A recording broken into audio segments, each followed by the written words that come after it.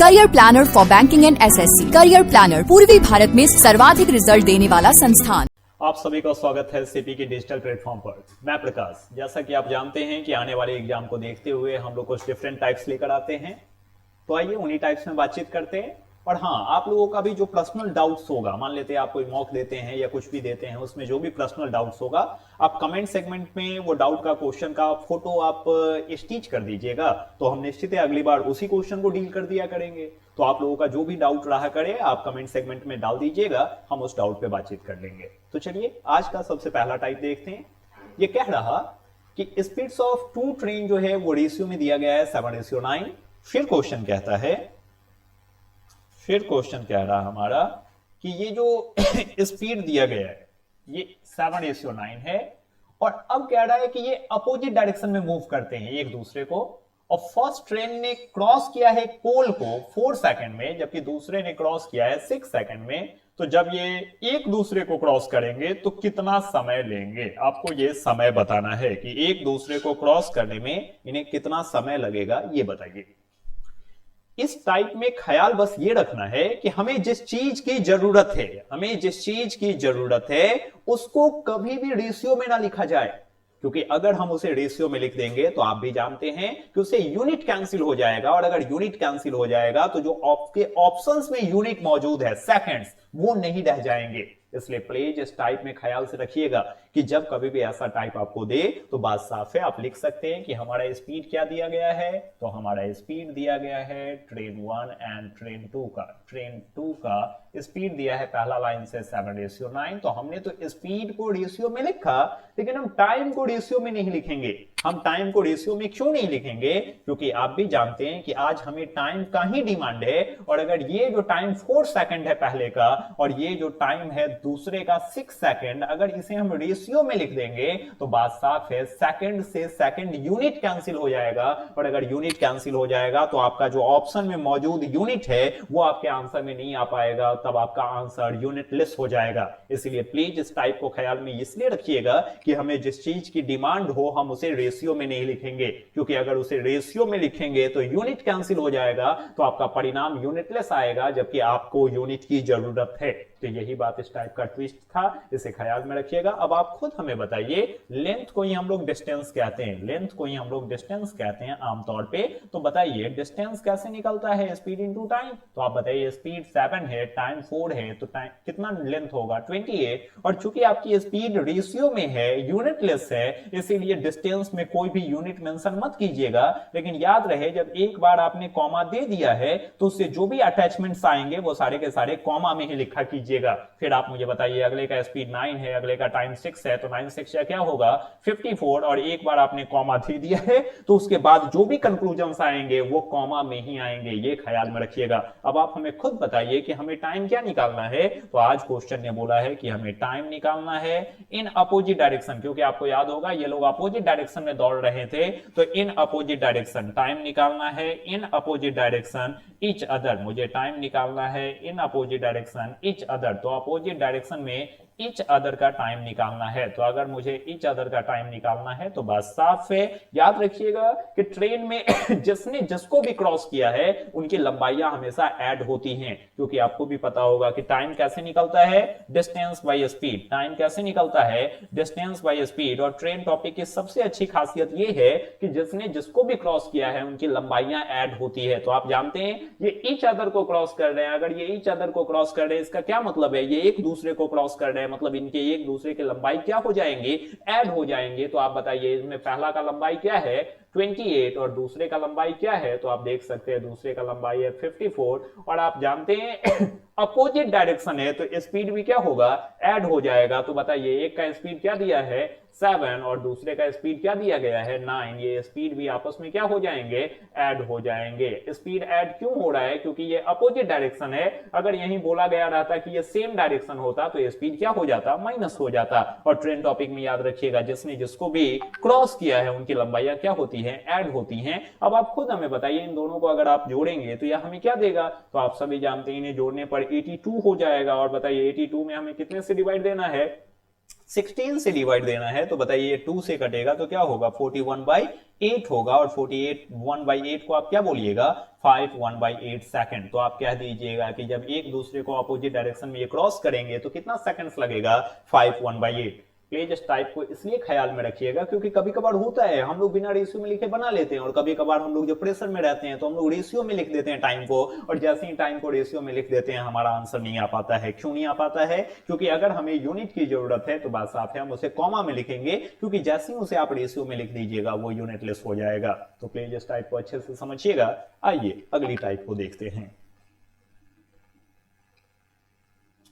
ये हमें कहा गया कि राम ने सोल्ड किया है 2 साइकिल 3000 ईच में। यहां देखिए ये इसका सबसे बेहतरीन पॉइंट है कि राम ने 3000 ईच में बेचा है। इसका मतलब दोनों का एसपी क्या है?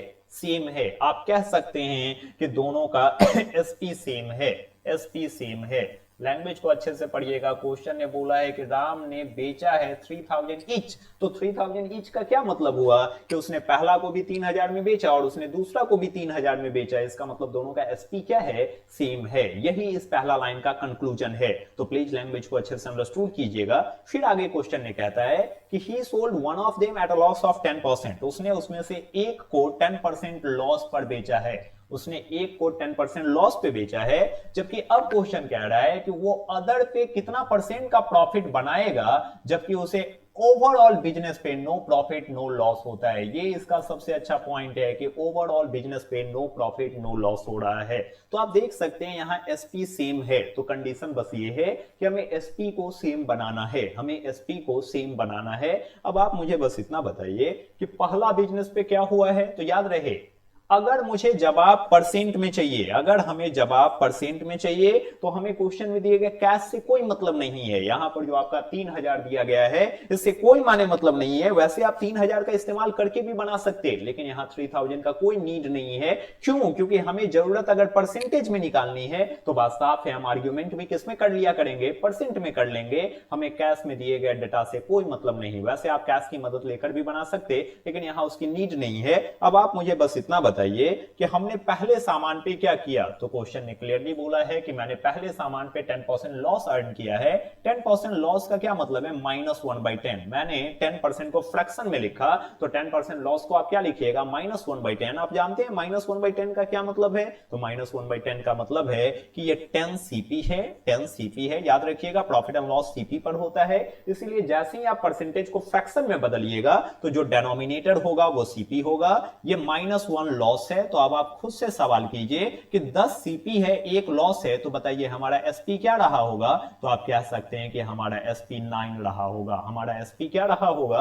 9 रहा होगा। और ये कोई मैथ नहीं है, ये रियल लाइफ है। खुद से सवाल करना है, लेकिन इस बात को ख्याल में रखना है कि प्रॉफिट एंड लॉस होता किस पर है? सीपी पर होता है। इसीलिए जैसे ही आप प्रॉफिट एंड लॉस को फ्रैक्शन में लिखिएगा, तो उसने बोला है कि पहला पे 10% लॉस हुआ है, तो 10% को आप फ्रैक्शन में क्या लिखिएगा? -1/10। लॉस है तो माइनस लिखिएगा, प्रॉफिट रहता तो प्लस लिखते।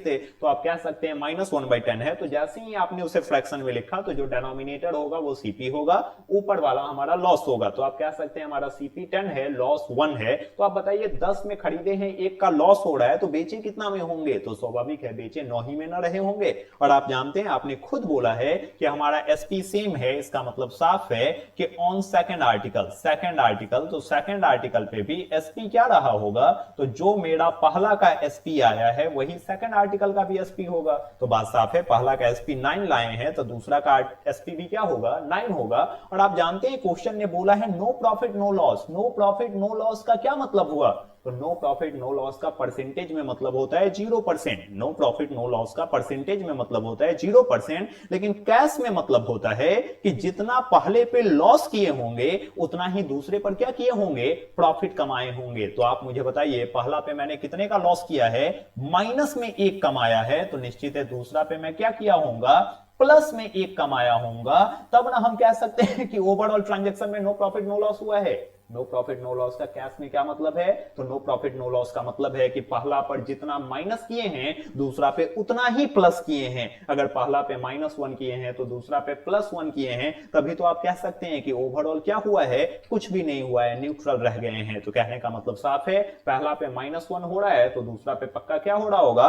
+1 हो रहा होगा। और अब आप खुद से सवाल कीजिए कि 9 रुपीज में बेचकर 1 का प्रॉफिट हो रहा, 9 रुपीज में बेचकर 1 का प्रॉफिट हो रहा, इसका मतलब हम खरीदे कितने में रहे होंगे? तो ये खुद से सवाल करना है कि 9 में बेचे हैं, 1 का प्रॉफिट हुआ है, इसका मतलब साफ है हम खरीदे कितने में रहे होंगे? तो हम खरीदे 8 में रहे होंगे। हमारा सीपी 8 है, समझ रहे हैं?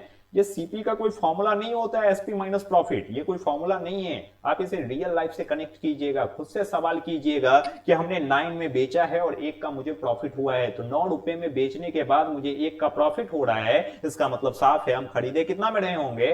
8 में खरीदे रहे होंगे। तो मुझे आज इसका प्रॉफिट परसेंट चाहिए। तो प्रॉफिट परसेंट कैसे निकलता है? तो profit multiply 100 compare bye CP. तो बताइए हमारा सीपी कितना है? 8। तो आप इसे कह सकते हैं कि ये 12.5% है। प्लीज लैंग्वेज को अच्छे से समझिएगा और कभी भी ऐसी क्वेश्चन दे नो प्रॉफिट नो लॉस का तो आप ऐसे ही बनाइएगा। नो प्रॉफिट नो लॉस का क्या मतलब है? तो नो प्रॉफिट नो लॉस का मतलब है कि पहला पे जितना नेगेटिव हुआ है दूसरा पे उतना ही पॉजिटिव हुआ है। अगर पहला पे उतना ही पॉजिटिव हुआ रहता तो दूसरा पे पक्का उतना ही क्या हुआ होता? नेगेटिव रहा होता। तो इस टाइप को भी अपने आप में समझिएगा। इसमें समझाने लायक बात यह है कि अगर हमें जवाब परसेंट में चाहिए तो हमें क्वेश्चन में दिया गया कैश से कोई मतलब नहीं है। यहां आप 3000 का इस्तेमाल करके भी बना सकते हैं, लेकिन जरूरत नहीं है। यहां 3000 का इस्तेमाल करने का जरूरत नहीं है। तो आइए अगली टाइप को देखते हैं। आप देख सकते हैं यहां डेटा में बोला गया कि प्रेजेंट एज ऑफ राहुल जो है, ये राहुल लिखा हुआ है। प्रेजेंट एज ऑफ राहुल जो है वो हमें दिया गया है कितना? 8 इयर्स। आप देख सकते हैं प्रेजेंट एज ऑफ राहुल जो है वो हमें दिया गया है 8 इयर्स। लेस है, किससे लेस है? ऋतु से। क्वेश्चन ने बोला है कि प्रेजेंट एज ऑफ जो राहुल है, राहुल का जो प्रेजेंट एज है वो ऋतु से 8 साल कम है। और फिर बोला गया दूसरे लाइन में कि 3 इयर्स अगो, 3 साल पहले ऋतु वाज एक्स, ऋतु एक्स की थी। ये लाइन सबसे अच्छी है, आप इस लाइन को अच्छे से देखें। यहां बोला गया है कि 3 इयर्स अगो, 3 साल पहले ऋतु का उम्र एक्स है। तो आप मुझे खुद बताइए, ये मैथ नहीं है, ये एज जब भी पूछा जाए आप उसे रियल लाइफ से कनेक्ट करें, ये बेहतर रहेगा। तो आप हमें खुद बताइए कि अगर 3 इयर्स अगो ऋतु एक्स थी तो वो आज क्या रही होगी? तो निश्चित है वो आज 3 साल बड़ी हो गई होगी, क्योंकि 3 साल पहले अगर वो x ईयर्स की थी तो आज क्या रही होगी? तो आज स्वाभाविक है x + 3 हो जाएंगी। अब खुद सोचिए 3 साल पहले हम 15 साल के थे तो आज क्या होंगे? तो निश्चित है आज हमारा उम्र 15 + 3 ना हो जाएगा, 18 ही ना होगा। तो ये बात खुद से पूछना है। तो आप देख सकते हैं कि इस क्वेश्चन में हमें सेकंड लाइन से स्टार्ट लेना चाहिए, जहां पे बोला गया है कि 3 इयर्स अगो ऋतु कितने की थी? x की। तो आप कह सकते हैं कि ऋतु का प्रेजेंट एज क्या होगा? तो ऋतु का प्रेजेंट एज आप कह सकते हैं, ऋतु का प्रेजेंट एज आप कह सकते हैं x + 3, क्योंकि 3 साल पहले वो x थी तो आज क्या होगी? x + 3 होगी। पक्का वो x + 3 होगी। ये सवाल खुद से करना है कि 3 साल पहले वो x थी तो आज क्या होंगे? तो आज वो 3 साल बड़ी हो गई होंगे। और तब हमें बात करनी चाहिए पहला लाइन पे, जिसमें बोला गया कि राहुल 8 लेस है, किससे? ऋतु से। तो आप लिख दीजिएगा नाउ। अब हमें बात करना चाहिए फर्स्ट लाइन से, जिसमें बोला गया है कि राहुल जो है वो 8 लेस है, किससे? ऋतु से। वह ऋतु से 8 लेस है। तो आप मुझे बताइए ऋतु कितनी है? x + 3 है तो उससे 8 लेस है। इसका मतलब राहुल प्रेजेंट में क्या होगा? x - 5 होगा। प्लीज लैंग्वेज को अच्छे से समझिएगा, डेटा को अंडरस्टूड कीजिएगा। और आप सभी का जो पर्सनल डाउट्स भी होगा, किसी भी मॉक का, किसी भी टेस्ट पेपर का या किसी भी बुक का, अगर कोई पर्सनल डाउट्स भी रहा करे तो आप कमेंट सेगमेंट में डाल दीजिएगा। आपका वो डाउट अगले वीडियो में हम डिस्कस कर दिया करेंगे। तो चलिए आज के लिए बस इतना ही। इन तमाम बातों को समझ कर रखिएगा, सोच कर रखिएगा। Thank you.